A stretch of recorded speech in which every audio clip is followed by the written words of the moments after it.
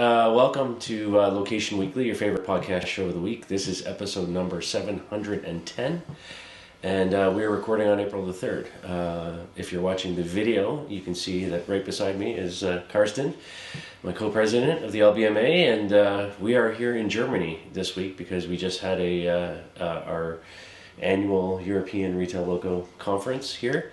So we'll start with, I think, just sharing a little bit about that. But how are you, first of all? First, thank you very much for being here. Always great pleasure to have you here in Germany, especially in our LBMA office where we're recording today. It's better to speak in person than over the internet, so really enjoy that, and also the connection to our member companies and partners. The last few days were very intense, so we had a lot of talks, but first of all a bit of background information about the conference. So it's about the future of cities, and especially mid-sized cities in Europe. And they all have the high street. And in the high street there's a lot of change right now because the big retailers are gone. So the Macy's in Europe, called Galeria Kaufhaus, Woolworths, and you can name them, they literally went out of business in this mid-sized cities. We're talking about 1 million people, 500,000 people live there, but they're gone. So the conference is focused on this part of the story. So how we can help them to use technology in our network to understand better what's happening in the cities, and also what kind of concepts may help. And this is also kind of a bit of change in our focus, because it's not about retail anymore only. It's more about the infrastructure side, smart cities, measurements, smart meters, those kind of things, public transportation. And remember the old times from the LBMA, we were very focused on that. Mm-hmm. And then we went very straight into retail because there was a lot of business, a lot of requests from our member companies. And this is slightly bit changing, and this was the conference. Monday, Tuesday, together with the airport of Munich, at the airport in the Airbräu, so Bavarian brewery at the airport. I think the only brewery in the world on the airport. I don't know. Yeah, I'm not sure about that. But I'm not sure yet, but it was 20 years ago for sure. Yeah. And so we teamed up with an association for city marketing here in Germany. So we had over 200 attendees, 2 days conference, and so hustle and the bustle. Also in the evening, having a great dinner with all those people, celebrate their 20th anniversary. Brings me to the point where we're turning 15 this year. We are, yes, yeah. The LBMA is getting old. Yeah, just like us, just like me. Wow, Anyways, not so much you. You're not old yet, but yeah. No, it was a great event. A lot of interesting discussions. To your point, I think of just seeing sort of the return of sort of the wider scope of the LBMA in terms of the smart city applications, the sensors. There was even a company there that's providing lighting systems, right? Yeah. So for me, it was quite interesting. I think it's, when we look globally now across the LBMA, whether it's, Japan or Southeast Asia or in North America or here in Europe, I think, we're seeing now sort of a return of, that wider scope of location technology and services companies. We have our conference coming up in just a couple of weeks in Chicago on April 29th, and we have companies like TomTom that maybe we haven't talked about for some time. Will be participating there.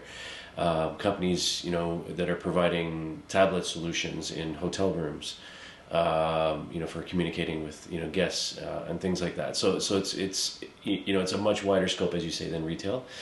I think for me, a couple of companies that I had really great conversations with that were sponsoring and participating, the Fobi Passcreator folks. So if you're not familiar with them, they are the leading provider of wallet pass technology out there. They work with folks like the Oscars in the US, where if you're attending the Oscars, instead of a Ticketmaster type of ticket, you're getting a pass in your wallet as your access to the events and things like that. And they have some pretty interesting integrations that they're doing with this technology now, plugging into different guest ticketing systems, data analytics, driving from that. They had a partner from Iceland that was here as well, that they're deploying this with, on events from 200-300 people to tens of thousands. So it's quite a scalable solution from that point of view. And then the other, the Ariadne folks, who are big in sort of mapping and analytics with sensors, gave a pretty great presentation, I think, in terms of what they're doing with city marketing and, helping cities understand, who's there, traffic flow patterns, and analytics around that to improve, how they manage, urban planning and economic development and these kinds of things. So I think there's, a lot of interesting things happening. And it was a great conference. Absolutely. So also the mixture of the speakers and keynotes. So having this bit of non-retail focus brought us also into political discussions. Yes. So first time for a while we had attendance from the government. So Minister of State was there, had a talk in the evening. And he was pointing out that yes, we have to move.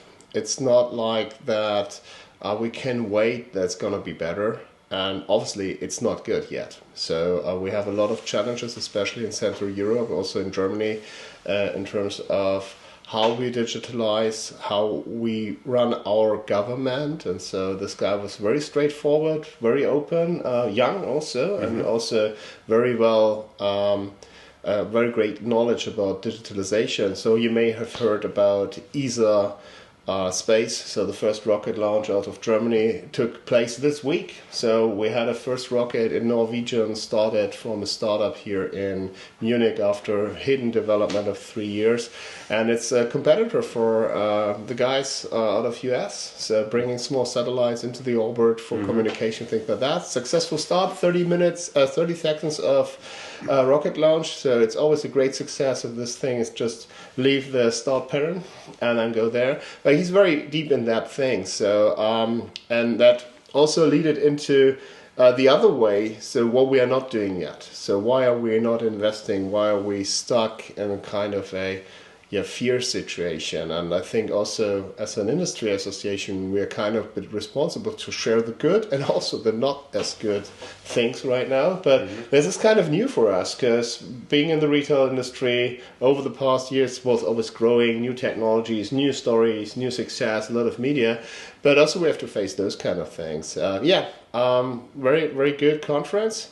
And a great networking. We're especially very international. So guys flew from Iceland, as you mentioned before. So a lot of side activities took place. For example, so we started a new board at the LBMA about artificial intelligence, and we will provide with the new board services for our members and partners to understand better how they can use AI for their purposes. Because what we learned at the conference, 2025 will be the year of AI agents.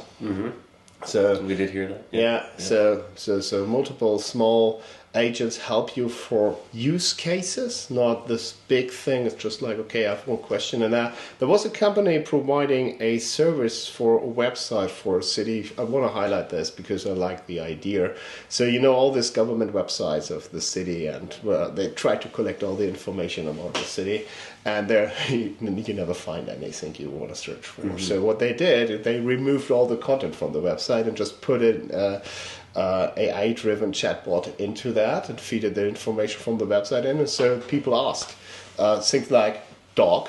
So they're not writing a full sentence in a question. They put in dog and ask the government what the dog is. So what about the text for the dog? Where can bring it to a shelter and all this information? It's there, and the AI agent helps them to find those things. Yeah, it's powerful. It's just being conversational internet, and having the ability to brand these things or have avatars or personas tied to that, I think makes it very useful and very easy for whether it's a city or a company to kind of open up the access to their information. So Yeah, absolutely. yeah.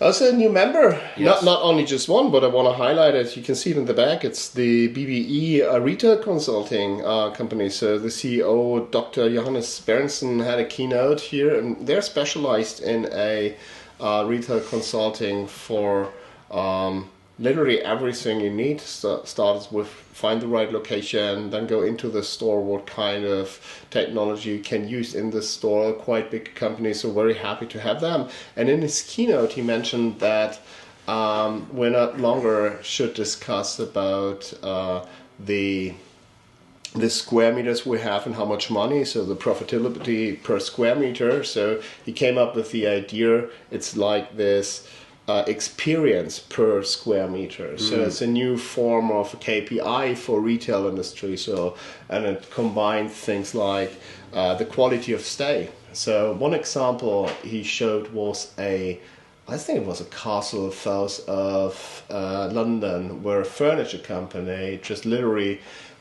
designed the whole castle, the interior of the castle. And it's not a retail facility, but you can walk through the castle and you can buy literally every piece of furniture was in there, and it looks really beautiful. So it's a new type, because yes, a lot of stuff will happen online when it comes to things you need on a daily basis. But when it comes to this inspiration, how it looks like and things like that, you need different KPIs, because the people are not buying it there. And that comes back to location thing now with companies, or we have in our portfolio, we're able to measure how many people have been there, probably using Passcreator for get a ticket to the castle or whatever, and then you see, okay, this guy shows up later in an online store and buys something, so or go to a physical store and buy it there. So this kind of combination experience is quite good, and also the quality of consultancy. So just like come somewhere, find a specialist, very deep, and this is honestly, it's not new, but we didn't do it for what reason ever, because all KPI was like how much money I can get out of the square meter. Yeah, for sure. And if I look at it from a North American point of view, like you have, Deloitte and PwC and these big sort of management consulting companies that have huge retail practices, but they're all just focused on the old KPIs at the moment. And I like this idea that they're talking about, where it's an experience. And we've talked for a long time now about sort of the collapse of the traditional department stores, and part of that for me is that there's nothing to do there. Like, you're just going in, there's the products are old, they're stale, they're they didn't really embrace sort of the shop inside of a shop type of model in the way that they could have. In Canada, you heard the news in the last couple of weeks, Hudson's Bay Company is gone now, bankruptcy. The oldest company in the country, keeping only 6 stores now. Yeah. So it's it's a problem, because people, there's no reason for them to go there. Like, you can buy these things online, whether it's Amazon or something else. But if you're going to go to a shopping experience, it better be an experience. There better be something where you're interacting with it and having some engagement with it, and not just there to buy a product. Absolutely.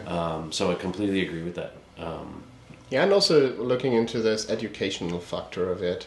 So there are you need a lot of explanation for lots of products. So when it comes to technique, I think I use 10-15% of the capabilities of the devices I own.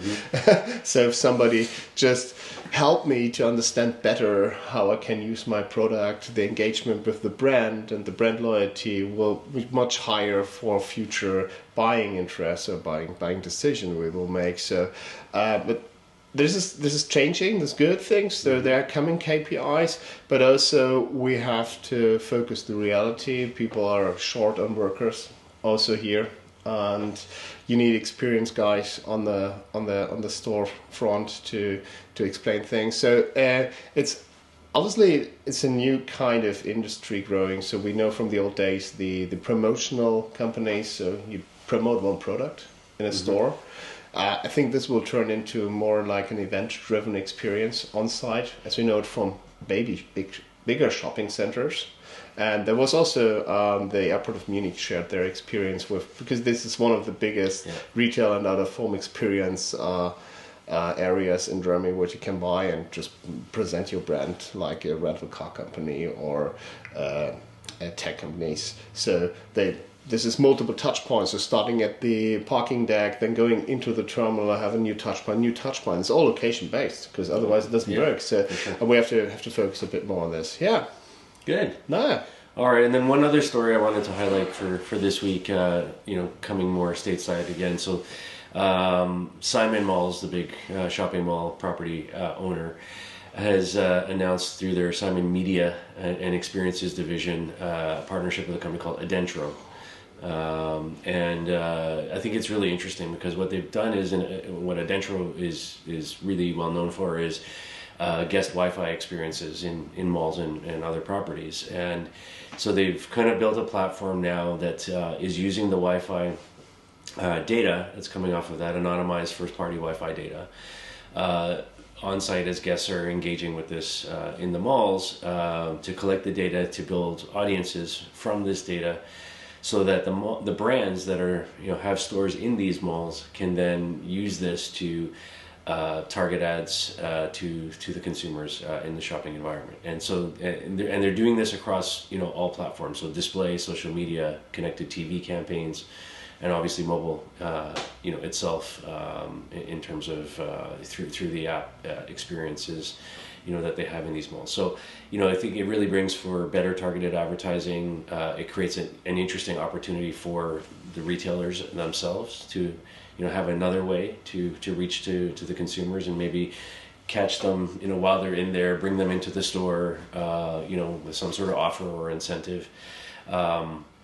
So I think it's interesting because we always talk about in a shopping mall environment, from a geo targeting or location-based advertising perspective, it's sometimes difficult because you have one store right next to another store, and having small micro fences with overlapping issues can cause some challenges to know which store are they at specifically. But from a Wi-Fi point of view, you can be much more accurate now. We have another company in Canada that we work with that has Wi-Fi analytics capabilities with small power box size sensors, like the kind you use for charging your iPhone, and you literally plug it into a wall outlet and it's collecting Wi-Fi, and you can narrow this down to within 2-3 feet of accuracy. So from that point of view, I think it creates some unique opportunities, and I think it's really quite good for Simon now to be able to go to their tenants in the malls and say, we have new services, we have new ways to help you, because if stores are starting to collapse or leave, like Hudson's Bay and these kind of things, they need to find other ways to incentivize these retailers to, open more stores, keep the stores that they have, and paying the rents, that ultimately justify, Simon being in business. So. Yeah. And also, it's not a brand new technology, but the use of the technology is different. So. Bringing more accuracy into that field makes it easier to roll it out and scale it. Because if you always have to install new technology, that's not the case. It will work. Yes. Yeah. Anyhow. Yeah, and they're using sort of the latest Wi-Fi standards and all of that. So Adentro's been in this space for a long time. So. Yeah, so that's the stories for this week. Just as a reminder that April 29th. April 29th, and also in Chicago we will see also our Remember. Is that what it is? So the old member came back. The old member's coming back. Yes. The old member's coming back. Yeah, for sure. Yeah, so some interesting topics going to be discussed there. We have a panel on retail media networks with speakers from Vistar Media and Outfront. YEXT Media. YEXT. Spoke also on the conference here. Who spoke here in Germany, did a great job on their offerings. We'll also be doing a keynote in Chicago. We have the Hotel Communication Network company with the tablets I mentioned earlier doing a keynote there. We have a data analytics panel with there's a speaker from Good Sam. Do you know this company? Yeah, Good Sam. Yeah, Good Sam. So that'll be interesting. So excited about that. So if you're in Chicago or can get to Chicago, I have friends there. Yeah, come join us on April 29th. We would love to see you. Absolutely. So until then, you've been listening and watching Location Weekly. This is again episode number 710. We thank you for your time, and we hope to see you soon. If you have story ideas, reach out to us. If you want to get involved in the LBMA, become a member. We would love to have that too. And lots of other news coming later in the year, which we'll be sharing with you in the weeks to come. But until then, have a great one. Bye. Thank you, Bob.